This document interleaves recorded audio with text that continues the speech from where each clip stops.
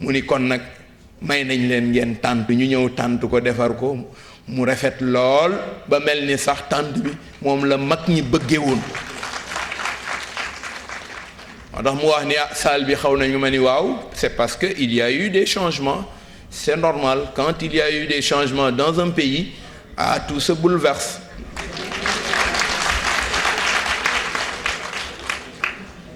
tout se bouleverse ko defee nag ñi nekkoon ci suuf moi j'ai dit que je ne peux pas me consacrer ou bien consacrer 12 ans d'opposition dans un pays wëlbatikuwaat di ci déedéet il faut qu'aujourd'hui que je fasse partie de ceux ñiy teg ak a teggi nu àndandoo ko nag ak yéen alhamdulillah yàlla may nañu ko je veux pas vraiment élargir mon propos je sais que tey thème bi Abdoul Aziz dana ci ñëw man une simple introduction rek une expression de salutation et de remerciement bu daayiratul muqtafina doon def jëmale ko ci ñii bàyyi seen lépp Abdoul Aziz mi devrait être en voyage waaye dafa fomm voyage am pour rek boole gi ñu ko boole woon ak njaboot yi mu di leen jàppale vraiment mu yërëm leen parce que université dafa am fu ñu ko waroon a yabal nee na ma sànq bi ma ko jotee au téléphone mun ma tu m'as retenu dans ce pays ma ni kon non je ne t'ai pas retenu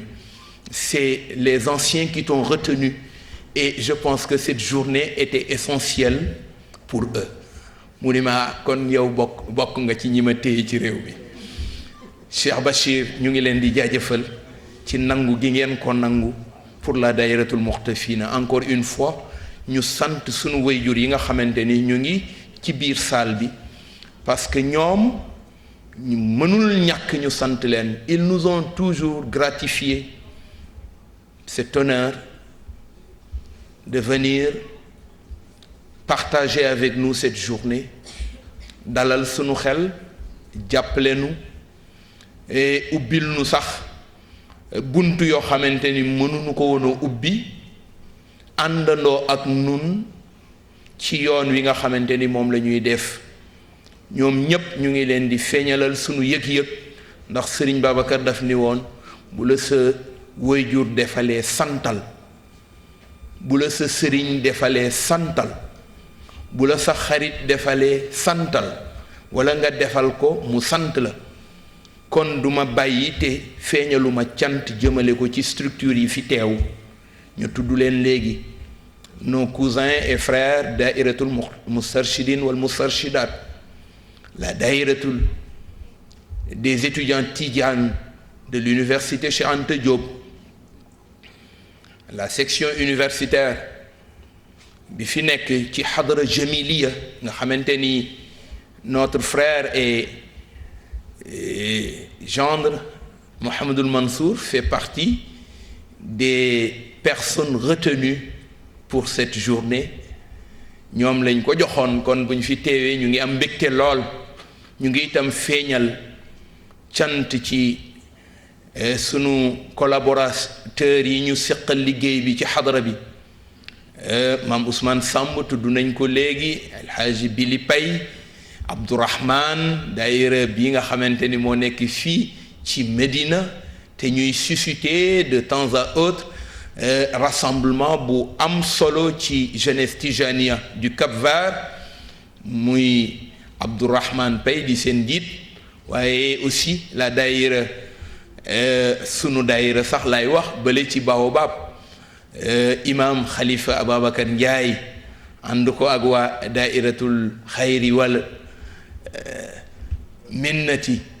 ca Baobab Sicap Karak ak Liberté waa daayira yi nekk ci fii ci Médina daayiratul Muxtafina section Médine coordination yi déplacé wu en délégation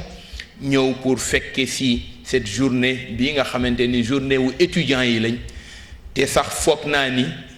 daanu ko jëlaat ci beneen anam bu gën a yaatu ci nii waaye rek nu sant képp koo xamante ni yaa ngi teew dans cette salle encore une fois Daïratul Muxtafina am bépp mbégte ci gisaat leen muy ñaareelu yoon fii ci salle bi après notre conférence nationale que Serigne Abdoul Aziz Sy nous a honoré waaye nag du ma jeexal te santuma boroom musóor yu jekk yi tabarakallahu defar nañ ba mu baax tabax ba mu kawe boole ca seeni salañ-salañ et surtout def ko ba mu Richmond Gis. Je leur accorde une mention honorable pour leur participation, leur contribution par rapport à ces journées. maa ngi santaale waa caserne Samba Diéry ci ñëpp léegi nag bàyyi sunu mbokk yi ñu ñëw ci thème bi nga xamante ni maa leen gën a yàkkamti ci ñuy jël ndax xam naa ni buñ ko jëlee ba faram fàcce ko ci wàllu éducation spirituelle ñëw feeñal ko li nga xamante ni mooy les objectifs réels ñëw ba ci éducation conventionnelle bi nga xamante ni mag ñi dañ ko tànnoon ñëw sax ba ci les différentes étapes du nafs que nous tous connaissons nit bu yàqulee la ko yàqal bakkanam la ndax kenn ci mag ñi daan na wax ni bakkan boo ko jiitelee mu jiitu nekk sa ilimaan dana la jiite ba jiite la ci jàkka joo bëggul woon a jullee yooyu yëpp ñu war ko indi la véritable éducation réellement spirituelle nga xamante ni moom la ñu miinoon ak tarbiya al asliya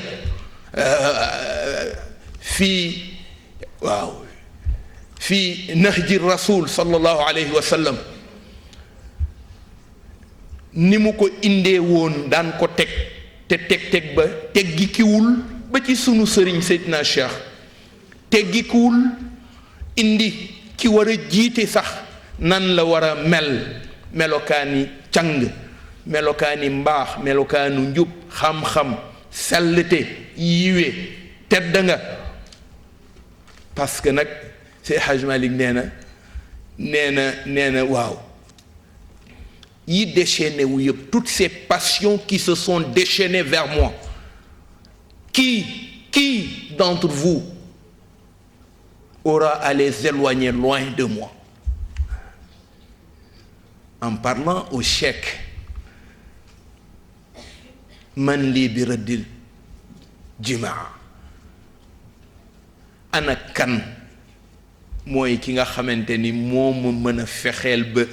yii jóg nga xamante ni kenn ku ci ne sànq ma rek la bëgg mu fexe ba dàq leen loin de moi nga xamante ni boobu tarbiya tey ñun moom la ñu soxlawoo jeunesse su Sénégal agression yi mu dund yépp ak yàqu-yàqu yi nga xamante ni feeñ nañu yaakaar naa ni ñii bu ñu ko jëlee lañu ca soxla nga xamante ni tey nit ñi istilaahiya moom la ñu miin di ko def moom la ñu tuddee éducation conventionnelle te éducation conventionnelle mag ñi tëj nañ ko bokkatul ci seen yoonu yar al istilaahiya déviation la c'est devenu une déviation ñoom ñii tey bu ñu ko jëlee daanu ko yaatal lool delloo ko ci rek li nga xamante ni c'est des périodes de viduité qui de temps en temps day ñëw di nu fekk si nga gis Anas ibnu Malik la mu waxoon ma nafatna aydina min at-turabi wa inna la fi dafanihi hatta ankarna qulubana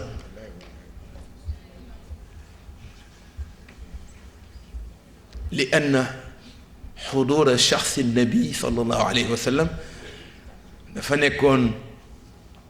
waa'idan kàddu guy àddu nekk qur'aanan mutaharrikan al qur'aan juy dox ay comportement di ko wane bu ñu demee ba ñàkk ku mel noonu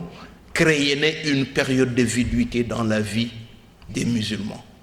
et aujourd'hui je peux me permettre sans abuser de mon propos que les jeunes de ce pays où les jeunes musulmans en général ñu ngi song ñu ngi dugg ci buntu viduité boobu nga xamante ni moo amoon te ñoom sax dañu wax ni benn période la rek bu jaar jàll mu mel ni miir su leen dikkal et ces jeunes sont devenus tey ñoom ñëpp miir nañu nun xale yi ñun ñëpp miir nañu ana lu nu miiral mooy jamono bu metti tartar yàqu-yàqu te yooyu nag yaakaar naa ni ñii bu nu jëlee ba bàyyi bu nu fi jógee la jeunesse de la Dahiratoul Mouhtafina sera l'une de ces jeunesses exemplaires wala sax su ma mënee wax référentiel pour le devenir du Sénégal de demain yàlla na ko yàlla dogal wassalaamu aleykum wa rahmatullahi taala wa barakatuh.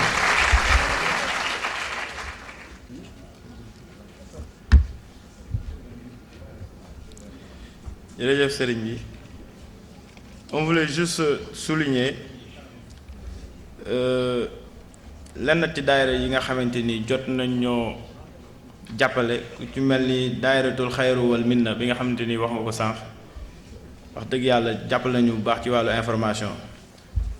xëy na remercier aussi suñu ancien membre nga xam ne noonu la leen faral di woowee ñoom ñi nga xam ne ñoom ñoo teg les premiers jalons de la section universitaire donc ku ci mel ni Mouhamed Diami nekk sama gannaaw Mouhamed Samb mu ngi ci salle bi Mansour Gueye très effacé moom it wax dëgg yàlla bàyyiwuñu benn yoon même su fekkee ni ñu ngi leen di gañe bu baax a baax a baax ñoom aussi ñu ngi ciy jàpp bu baax a baax a baax. أعوذ بالله السميع العليم من الشيطان الرجيم بسم الله الرحمن الرحيم الحمد لله والصلاة والسلام على رسول الله الفاتح الخاتم الناصر الهادي وعلى آله وأزواجه وذريته الطيبين الطاهرين حق قدره ومقداره العظيم ورضا الله الخالد عن جميع أولياء الرحمن من لدن النشأة إلى يوم النفخ في الصور السلام عليكم ورحمة الله تعالى وبركاته. sëriñ bi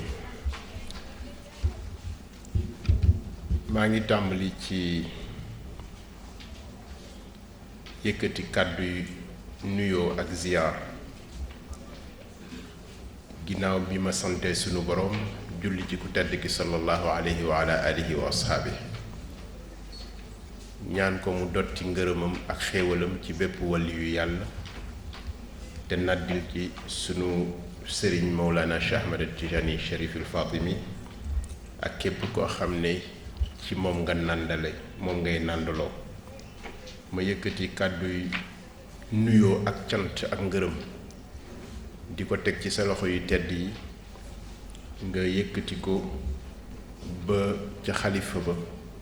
ak ñi nga xam ne ñi ngi ci suufam te yore sunu kilifteef ci biir diine ji ci tariqa bi ak ci réew mi may wax tout le temps ni wala fi dañuy wax ni lëg bu maccee alom wax moo cheikh na ko gërëme coy hunaka awliya lawlaahum ma kuntu aw lawlaahum la kuntu dafa am ay doomu aadama yoo xam ne ay kilifa lañ yoo xam ne bu dul woon ak ñoom kon du ma nekk walla kon ma nekk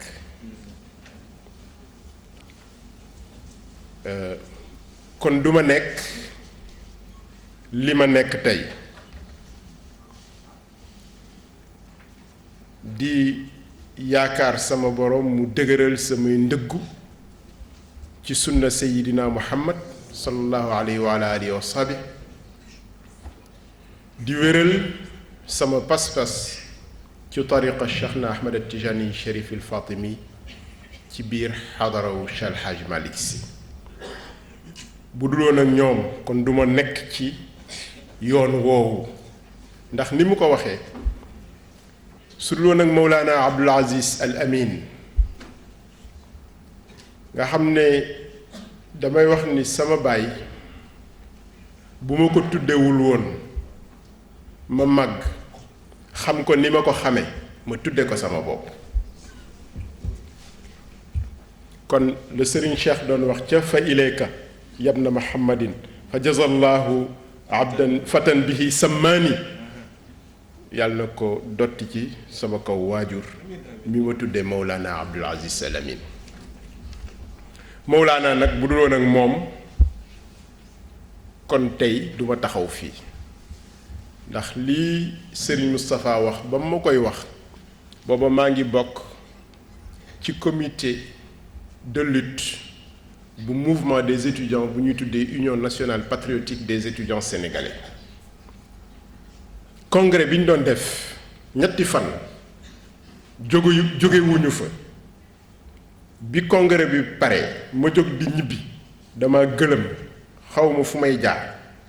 ma mujj fanaan cité universitaire ndax wóoroon na ma ni bu ma continuer danaa réer ndax 3 jours on n'a pas dormi. ca la ma góor gi ni woon lii Serigne Moustapha nettali léegi gor bu nekkee ak ay nawleem ñu sumb lu ñuy sumb te mu jaadu kenn du ko ko tere ndax loolu lâcheté lay nekk. Il ne nous a pas éduqués à la lâcheté par rapport aux responsabilités dans ce pays-là. Mais mu teg ci nii am maa nag jiite mbir am na leneen loo xam ne mi ngi leen di xaar fii ngeen war koo jiite kon bu dul woon ak moom xëy na leneen lay nekk moo tax ma ni lawlaahu maa kuntu aw la kunt leneen lay doon leneen loole nag yàlla rek a xam. kon ñu ngi koy sant sëriñ bi di sant sëriñ Moustapha maa ngi la doon jëw sax ci kanamu sama mbokk yi bi nu ñëwee seet si ma leen sëriñ Moustapha macha allah le sam maam Abdou daan wax allahuma la adur li may wax yàlla bu mu nekk cat ci moom dafa nekk jeune ñun ñu mag ko mais mu ëpp ñu conscience ci waru gar. Parce que nous, on était encore dans les mouvements révolutionnaires, di yëkkati di tebbi di teg moom il est resté dans le mouvement spirituel bu musaan wàcc ñëw moom moo ma conscientiser ba ma bokk daayira c'est lui hein moo ma conscientiser di ma wax waaw mais Kébé nangam man ko Tafa seen affaire daayira yooyu daal mu téye ma di ma conscientiser ba mu ne ko waa xam nga nooy def da nga may indil cassette yi ma déglu ko xam nga rek un universitaire moom dafa bëgg lu nekk mu am fu mu ko teg mu indil ma cassette yi may déglu di discuter ba benn tamxarit nag ma dégg Mawlana Abdul Aziz Al Amin mu wax lu doy waar te ma xam ko wala ma xam ci moom tuuti bokk parce que ma xam ko ëpp naa wax mais ma xam ci moom tuuti ci ñàkk caaxaanam mu am lu mu wax ma dégg ko ma toog muy wax ma di ko dégg ma pare rek daal di ne lii la ma Moustapha doon wax ma jóge ci daal di adhéré daayira ñu ànd ca nag tabarakallah macha allah conscience boobu mu teel a am damay wax toujours sama doom yi dama leen di wax na ngeen di roy ci Serigne Moustapha parce qu'il a toujours été jeune mais un jeune responsable et conscient de ses responsabilités kon Serigne bi ñu ngi lay nuyu di la ziyaara di ñaan ziyaar boobu nga yéegal ko ba ci kilifa yi di nuyu nag waa daayira bi di nuyu yi tamit mbokk yu tedd yi thème bi ñuy waxtaane pour bañ a guddal wàllu éducation spirituelle la fii ñu koy defee Serigne ma jottali la yi tamit Saliou Ndiaye le recteur de l'université ak Amadou Abdoul Sow le doyen de la faculté des lettres ñaari nit lañ yoo xam ne bàyyi nañu xel bu baax liggéey bi ngay def ci biir xale yi parce que ku ci nekk ci ñoom toog naa ak ñoom waxtaan naa ak ñoom Amadou Abdoul Sow dama ko invité personnellement mu am lu ko gàllankoor mais dafa bëggoon a ñëwal boppam ma jottali la ko jottali ko yi tamit mbokk yi li ñuy waxtaane te di éducation spirituelle nag dama dugg ci fii man dama kontaan billahi wallahi alazim li ma kontaan loo mooy li ñuy waxtaane dama ko gis parce que mës naa ñëw benn waxtaan boo xam ne à 4 kilomètres laa dégg rajo yi di way xaaja qalbi fii dugg si naa ba ci biir université bi di génne sama téléphone di laajte xanaa du fii loolu lu muy tekki mooy que da ngeen niru li nga xam ne moom la ñuy waxtaane ba pare niru kër gi parce que jarul ñu takk ay pël ku nekk foo toll di ko dégg alors que ça ne t'intéresse pas alors que ñi mu intéressé ñi ngi nii ñu ngi ci biir donc tarbiya baatiniya boobule moom laa gis ñu mettre ko en pratique bi ma ñëwee ci salle bi j'ai vu la même attitude de quiétude et de sérénité tranquille mais une sérénité tranquille qui est fondée sur une passion lu mu amul maanaam pas-pas boobule lu mu amul du jëm kanam passion boobu nag bokkul ak passion wu hawa c'est pas la même chose passion bi passion wu azima la passion de résolution dama gis tekkaaral goo xamante ni mi ngi mel ni tekkaaralu volcan mu ne tekk te ci biir loolu dafay wane ni ñi fi nekk wóolu nañu li ñu nekk fees nañu li ñu nekk extériorisé par un bruit explosif boo xamante ni c'est creux zuxrufal qawli ghururan nekku fi passion boobu ngeen am ci yàlla am ko ci ku tedd ki sallallahu alayhi wa ala alihi wa ashaabihi passion boobu la ngeen am ci Cheikhuna Ahmad Tijani Cherif al Fatimi am ko ci ñi mu am ñépp ba ci biir xadra Cheikh El Hadji Malick Sy ridwanullahi alayhi moom laa gis ci kanam yu leer yi macha allah mu xam ci li Serigne Moustapha doon wax léegi ci mbokk yu jigéen yi la wala moo xam ci étudiants yi la li ñuy waxtaane feeñ na parce que fii suñu devise c'est lumière est ma loi mais quelle lumière lumière bi nga xam ne day leeral xel ak lumière bi nga xam ne dafay leeral ruux mu mel ni da ngeen wane ni li ñuy bëgg a waxtaani di éducation spirituelle di importance am ci tabax àdduna boo xamante ni àdduna bu jëm kanam bu ñu mën a yaakaar la ñett dafa ëmb thème bi benn bi mi ngi aju ci yan principe moom moo lal tariqa bi ñu bokk yan principe ñoo ko lal yan lay la am yu ko jug diine ak yu ko jug xel ngir ñu mën a yaakaar ni tariqa bi ku ci sóobu dana boole sa biir ak sa biti dana sëyale yar sa xel ak yar sa yaram dana sëyale yar sa ruux ak yar sa bakkan ba tax tu vas te situer dans le temps de l'éternité au lieu de te situer dans le temps d'une rose. Le temps d'une rose, c'est le temps d'une naissance et d'une mort. Diggante dund ak dee rek la lu gàtt la. Le temps de l'éternité, c'est le temps de l'extinction dans l'éternel. Jeex ci yàlla. Jeex ci yàlla mooy indi éternité. Jeex ci yàlla boobu nag sëyalee àdduna ak àllaaxira moo koy indi te loolu bokk na ci li éducation spirituelle bi di joxoñ jëm fexe ba yaram ak ruux maanaam quand on parle d'éducation spirituelle dans ce domaine vous les étudiants vous savez dans le mot spirituel il y a l'esprit or l'esprit peut être compris dans le sens de l'intellect comme cela peut être compris dans le sens de l'âme lan lay tekki moom mooy que dans la révélation il y a aussi bien une substance pour l'intellectuel qu'une substance pour l'esprit en tant qu'âme. Et l'éducation spirituelle de la Tijaniya ne va pas faire de dichotomie entre les deux, mais fait une conciliation entre les deux. Ce qu'on a fait, moi, une liaison entre le wahyi et l'aqli, entre le ruhi et le nafsi et le jasadi. Pour lan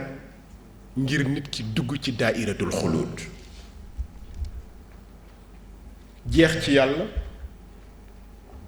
éduquer pour comprendre, comprendre le créé, li ñu sàkk,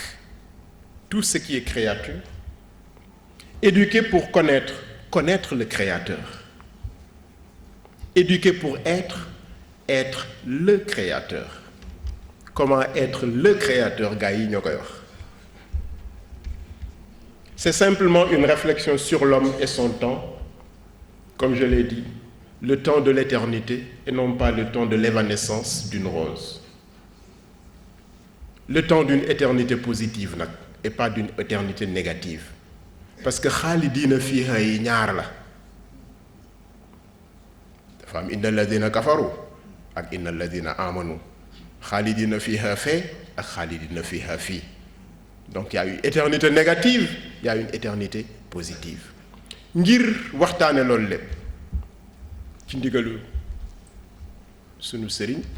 sama ndey daf ma daan wax ba may gone kilifa du tuuti, donc bu ñu ko magee it sunu kilifal, donc ci ndigalam nii la ñu bëgg a tëralee waxtaan wi. Sunu mbokk Bachir Ngom yubashiruna daiman wa basharahu llah aydan. Bachir ni turam mel la mel tabarakallahu masha allah. Voilà. Dina waxtaan ci éducation dans la Tijaniya, ci principe yi ak ci méthode yi ak ci outil yi ak ci objectif yi incha allah. Bu noppee Cheikh Tidiane Wade muallim, xam nga téere bi ma bind jagale ko Dabakh Malik tuddee ko Serigne Abdoul Aziz Sy Dabakh itinéraire et enseignement, maa ngi cay wax ca téere bi ni tur gàtt nga la, tur gàtt nga la. waaye wax ni maa ngi jël exemple ci sunu mbokk sapeur pompier yi di wax sauver ou périr. Périr giñ ci tudd moo tax de temps en temps am ku ci dem, mais bu ñu waxoon sauver rek mën naa am yàlla dina def kenn du ci périr. Muallim tur gàtt nga la macha allah. Muallim mooy ñëw ci c'était un grand contestataire, un rebelle. daara ji nag moo mel noonu de daara ji moom tawarkal. Cheikh nag dina ñëw waxtaan ak ñun ci l'impact de l'éducation spirituelle dans la jeunesse. Éducation spirituelle ñuy wax ni yar ci wàllu ruux lan la mën a am ci jeexital ci ay ndaw yoo xam ne bëgg nañu leen a yaakaar. su ko defee le docteur Bakary Samb, un grand intellectuel,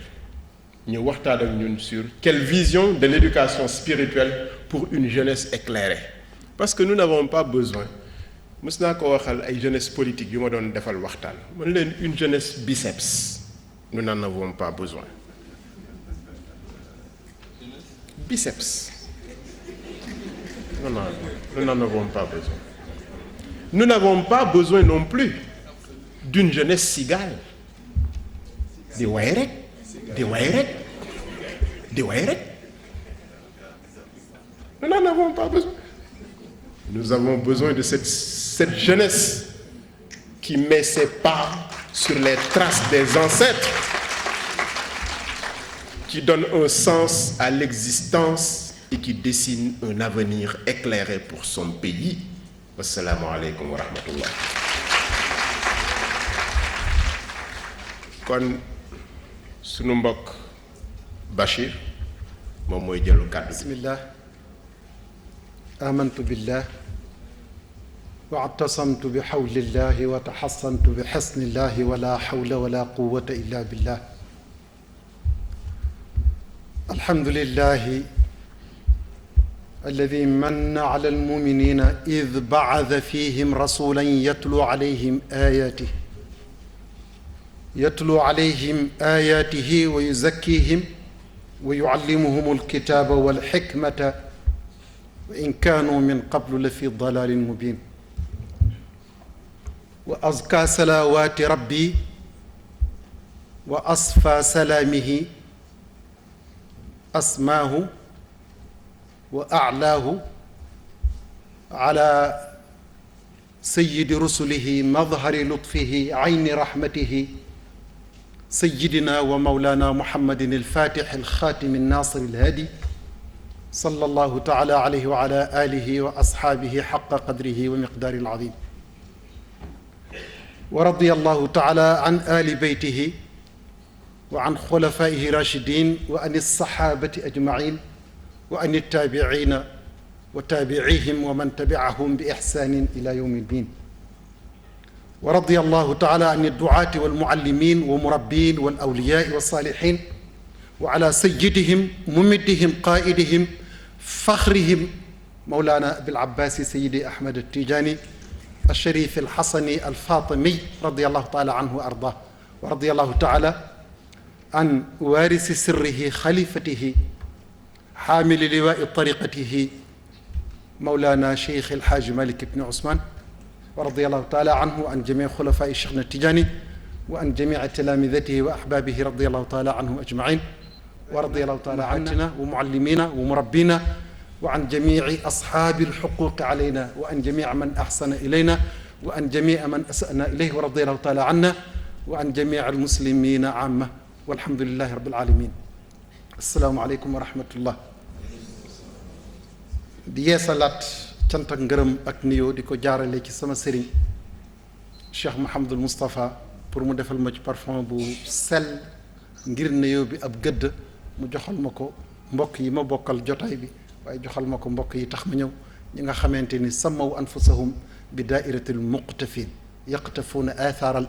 abaai wa yaqtafuuna aathaar al ajdaadi wa jadduhum al akbar huwa rasulullahi sallallahu alayhi wa alihi wa sahbihi wa sallam sama waxtaan dama koy tënk ci ñetti point ñaari point yépp mi ngi bawoo ci ñaari téere yu yitteeloon Cheikh El Hadji Malick Sy radiallahu taala anhu nga xam ni bi muy bind ñaari téere yooyu ameetul bët yii ñu amee di xoole bëtam yooyu ameetu ko dafay wax ni jox ma téere sangam ñu indi mu ni ubbil bunt sangam ñu ubbi mu ni jàngal ñu jàng muy bind di wax di xalaat ba mu neex ko rek mu ni foofu baax na muy kifaayatu raghibin ak ifhaamul munkiril jaani kifaayatu raghibin Cheikh El Hadji Malick Sy radiallahu taala anhu lu jiitu ak nangam ci weer ci la faatu dafa àggal rek ba am nangam ci weer mu faatu ifhaamul munkiril jaani gën a gàttati moom dafa jeexal juróom-ñeenti weer ak ay fan rek 19 jours dal di faatu génn àdduna donc téere yu ko yitteeloon la li taxoon mu yitteel ko ñaari mbir la mi ngi koy leeral ci kifaayatu raghibin xëy na léegi mën nañ ci àgg parce que gis ngeen ni professeur Ran Mbaye dal dina traduire ñaari yooyu muy kifaayatu raghibin ifhaamul munkiril jaani di liggéey bu sel kifaayatu raghibin mu wax li tax mu taalif ko te mooy dafa gis ni dañuy agrégé li nga xam ne mooy sharia bu bëgg ko défendre bëgg ko aar boo koy jàng dafa mel na tey la ko doon bind ndax yàqu-yàqu yu bare yi mu mel na daf ko doon dàqu ifhaamul munkiril jaani nee na li tax mu doon ko bind nee na gis gi nga xam ne ñu ngi jéem agressé encore li nga xam ne mooy tariqa Cheikh Sidi Ahmed Tidiane bële sharia lañ doon attaqué bi xaqiqa mu bëgg nag aar ñaar yooyu parce que ñaar yooyu wépp diine sa diine dafa dootul sell ma jox la benn tegtal rek gis nga faqih moo ne ki lay jàngal fiq droit islamique li mu lay jàngal mooy nooy yëkkatee sa loxo nooy sëgge nooy siggee nooy jànge jeex na ay xol bi yoonam nekku ci moo jàng fiq jàng ba sa alliway jeex te defuñu la tarbiya leneen rek sa julli li sit nañ ko donc nga gis rek kon différence bi am ci niveau yi te ñu nekk lenn parce que boo julliwul ci cër yooyu julli gi baaxul waaye boo julliwul ci niveau bale sa julli du am gëdd Cheikhul Hadji Malick nag pour régler loolu mu ñëw andi ñaari téere yooyu di Kifaayatu Raaxibiin ak Ifhaamul Munkiril Jaani ci biir téere yooyu ci lay waxe ni ñaari point yi bu njëkk bi mooy dégginu tarbiya maanaam tarbiya mooy lan pour ñu xamaat encore nii Cheikhul Hadji Malick Sy ni mu nekkee enseignant bu kawe lool ci wàllu pédagogie noonu la nekk éducateur bu kawe lool ci wàllu defar doomu adama mu boole leen nag ñooñu nekk benn symbole boo xam ni waxtu woo tudde Cheikhul Hadji Malick ku ko xam dana yëg ni ñaar yooyu mu ngi ci moom bi muy déterminer li nga xam ni mooy l'éducation spirituelle rawatina ci tariqa Cheikh Sidi Ahmed Tidiane ci juróomi baat wala lu ko gën a néew ci la ko déterminer mooy a tarbiya mooy baat bu njëkk bi hiya wala a tarbiya hiya naqlu al murid ila ma arada allahu min a taxalluqi bi axlaaqihi wa itibaaci sunnati nabiyihi loolu booy ñëw da nga koy jàng di ko jàng ci ñaata anam ci bu njëkk bi mu lay leeral ni tarbiya lii boo koy terme bi ci wàllu terme littéraire bi boo koy jàng dafa naan la tarbiya mooy dolliku yëkkatiku sell sàmm sellal loolu rek ci baat bi rek boo ko doon seet loolu la baatu tarbiya di tegu mooy éduquer